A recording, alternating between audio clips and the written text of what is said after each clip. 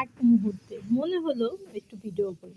দুপুরে লাঞ্চ, ঘি পোলাও, মুরগি, আলু, ডাল।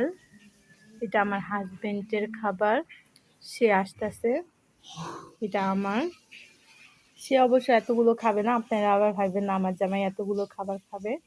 সে এটার অর্ধেক খাবে, বাকি অর্ধেক আমি খাবো। আর এই ডালটা অনেক মজা হয়েছে, এখনো ট্রাই করি নাই, ট্রাই করব টমেটো দিয়ে। এই যে কলিজাটা আমার নাম, আমি মুরগির, কিন্তু কলিজাটা আমি পছন্দ করি। এই বাসায় যত মুরগি আছে সব কলিজার উপর অধিকার একমাত্র শুধু আমার। আর এই যে মাংস, হাত দিব না তাহলে নষ্ট হয়ে যাবে। একসাথে খাবার খাবো। সবাইকে জুম্মা মুবারক, সবাই সুস্থ থাকেন, ভালো থাকেন।